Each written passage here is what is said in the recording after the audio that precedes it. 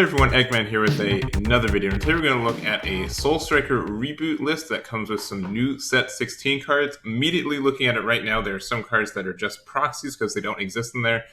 They are namely this for the Super Saiyan 3 Gogeta, and then also this Beerus for this other 2-drop multicolor Beerus. So if you're wondering why those guys are in there, those are the reason. I should be updating this list. That's in the description as soon as these cards come out. But I think this is a really cool list. It really kind of, I think these two cards kind of give enough advantage that these lists are kind of looking for. I know Blue-Yellow Soul Striker has been a thing for a while, and I think that it just gets pushed to the next level with these guys. So I know a lot of people have been saying this card is going to be banned too because of all this and like everything. So I guess wanted to make this list before it is banned, but I don't think that's going to happen, but we'll see. Anyways, talking about the new cards first, we do have this new 3-drop blue Unison, which is immediately why you think about this deck. You need if you have a blue 3-drop, or sorry, a 3 specified cost Unison, you can awaken early. So for 3, if your lead card is Zeno or Great Priest, can play this card for your hand with 3 markers, which is mostly just for the other cards to be able to use this Unison, but generally you just use this for 3. An active battle for a +1, you can switch this card to rest mode, switch up to 1 blue god card in your energy to active mode, then choose up to 1 god card with the combo cost of 1 in your hand and use it in a combo. This is fantastic for what you are. Also, you're a 20k Unison, which is great for a 3, and then being able to do this +1. You can also do this on both players' turn, which makes it kind of silly, especially since our Soul Striker reboots has a end of turn. Choose up to 1 of your blue Unison cards, switch it to active mode, so being able to switch this back to active mode. Let's say you use this aggressively on your turn, you can put this back to active mode. It has 4 markers on it after the first turn you play it, and then you can also do it again for an additional untap, which is really nice. It also has a -3 auto. When your opponent plays a battle card with any cost greater than their current energy, you can return that card to the owner's hand. And this I can see this being impactful late game, especially if you don't need your Unison anymore. You have like another one you're playing next turn, you can kind of stop your opponent from doing something. And I think this is also great for what you're doing too. Even if like this is tapped out and you didn't use the +1 active battle for this already, you can use the auto for it too. So I like this card. I think it does a lot for specifically this leader, and it just has a lot of cool synergies with it. So I think that's immediately that's what made me relook at this leader. It has a new Unison that this card can take advantage of, and it has a lot of good stuff for it. We also do have this 2-drop Beerus Combative Impulse, and this is such a swingy card. This can get you so much advantage on turn 2. So it's a 16k double strike, which is already great for a 2-drop. And then when this card is played, choose up to 1 of your opponent's battle cards, switch to rest mode. And also auto once per turn, when this card attacks and KOs an opponent's battle card, draw 1 card, switch this card to active mode, then place 1 card from your opponent's life to the bottom of their deck. This is absurd amount of value, especially like if your opponent just plays like a weenie on turn 1 for like a draw card. Play this turn 2, swing into it, and then your opponent has to either hard negate, which they probably can if they tapped out to play that 1-drop, or something else. Also, this lets you turn 2 Unisons or 15k with 3 markers normally. This can swing in, double strike, and pretty much pressure your opponent's leader between a Unison with this card and your leader itself. So it's a Unison killer. It's a very aggressive for what it is. It's a blue-yellow god card, which becomes important later too. I think this is all very good for what you're doing. And it's just a very, very strong card for this list. So that's kind of what we're taking advantage of. We do need, for this Unison specifically, we do need a blue god card in our energy. And also you get to combo with a god card with combo cost of 1 in your hand. Does not have to be multicolor either, but all the ones that we have in this set right now are. So real quick, we do have 8, 12, and then 16 plus. We have 20 blue-yellow cards. That might be too many. We can also probably just go down to 2 Zamasus and go up to some of these other Unisons. And right here, these are all just alternative cards to think about. So this is actually thinking about using this Gogeta as well. But I think super combos are a little bit flexible if you want to run something like Zeno can get you an extra untap if you need it. Vegeta can get you, deeper draw, which is nice as well. But I think all of this is fantastic for what you're doing. It might be a little bit too heavy in blue-yellow, but I think you're okay with it. You're charging a blue-yellow turn 1 no matter what. Then turn 2, you have a lot of good plays. You can play Goku Black if you want to get some more cycle, and you're not afraid of tapping out. We can use this Beerus we're talking about there for some pressure if you need to. We also do have like Goku Apes if we need to get that draw there. We're already running blue for the combo power, so being able to run blue-yellow and get your rival stuff going on. Running 4 of these, we might want to go down to 3 of these. I'm not sure on the ratios on these, but this is a fantastic card for you to be able to play. And you can play this on turn 3 now. with the idea that, let's say on turn 3, you have a blue-yellow and then 2 blues. You're able to, and the blue-yellow is a god card, which are most of these. This Goku Rose is also a god, which is fantastic.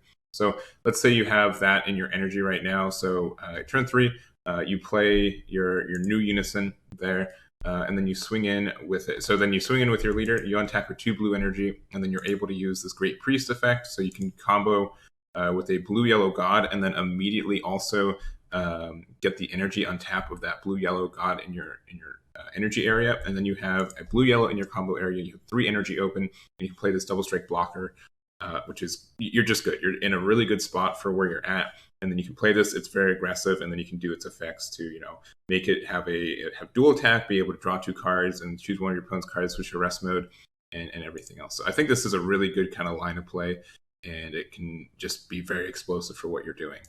And I think also you don't have to get the up to blue battle card active mode.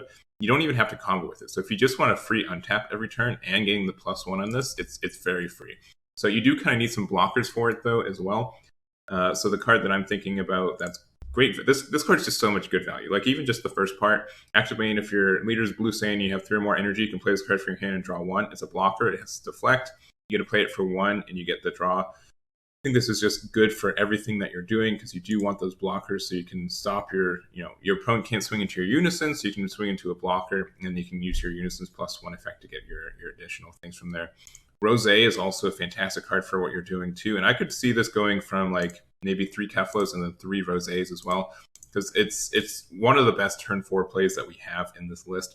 Being able to just drop this down for 4, be able to play 4 tokens, get the energy untap as well. All of this is fantastic for what you're doing, and I could see you going up to 3 of these and maybe 3 Keflas. The ratios aren't sold on these, so you guys can do your own ratios to do from there.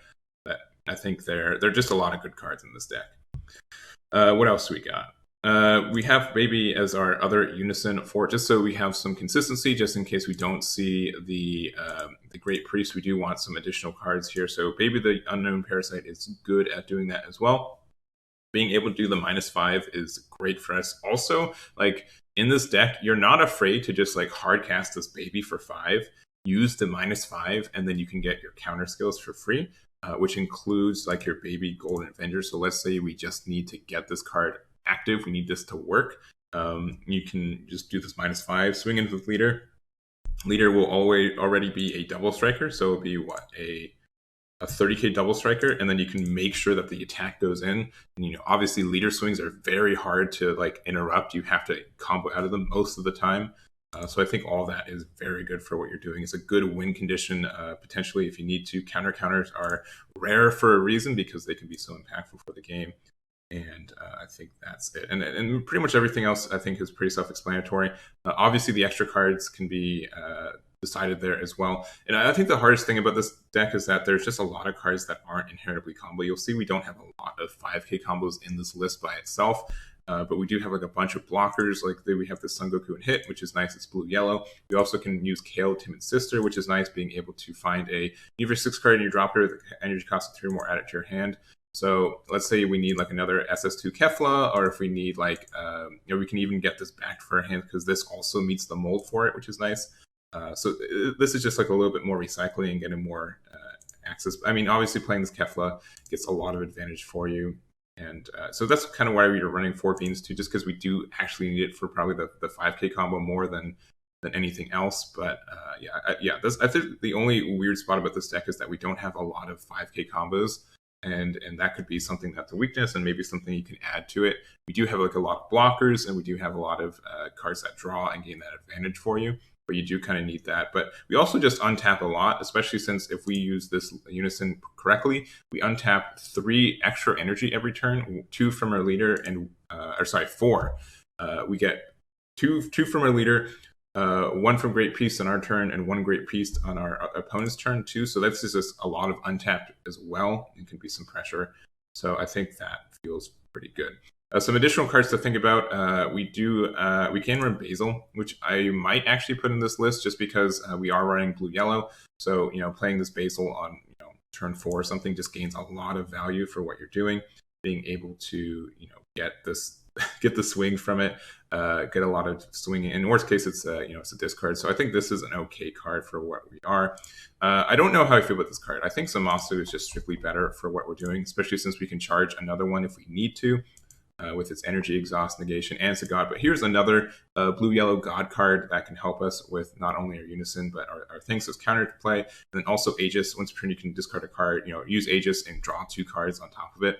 My only thing about this, it has no protection, so you have to be careful about it. But I think this is good. Champa can make it return 2. This is a pretty old card, but if you have a multicolor card in your hand, or in your energy, you can reduce it by 1. And we can make our opponent, play something in rest mode, ignoring barrier. So this gets around deflect and barrier, which is really nice, and then you get to draw the card. So if we're playing against a big boss monster format, this can stop your big opponent's big boss monsters, which do exist right now. So I think this Champa can with like the red Universe 7 deck, I think there are some boss monsters this Champa can hit, and that the Zamasus wouldn't be able to hit otherwise. Bardock, just if you want like a cheaper version of the Goku Ape. And also this Rose Goku Black. This is just a blue-yellow that is a counterattack. And then when you play this card, essentially you just want to do the second one. If your opponent has 2 more energy, you can choose 2 of your blue energy, switch into active mode. So more or less, it's a free negate. But it's also blue-yellow God card, so you get the advantages of everything else with it without having to like lose. Either charging it is not too bad for the untap or anything like that. So I think that's very helpful. But yeah, you definitely want a blue-yellow God card in your energy. That's the best turn 1 charge, so that can be the Rose, it can be the Zamasu, it can be a Beerus, it can even be a super combo if you're feeling crazy. But that is that. So I think this is the list. I hope you guys enjoyed what we have. I hope you guys I don't know. I think this is a lot of fun. I think this is going off what we've been seeing already for the blue-yellow Soul Striker reboot. I don't think it's broken right now, but I haven't played this enough to say if this deck is unbeatable or just okay, but I think it does have a lot of cool things going on with it that feel very strong. But that's going to be it for me. Thank you guys so much for watching, and I'll catch you all next time. Damn it.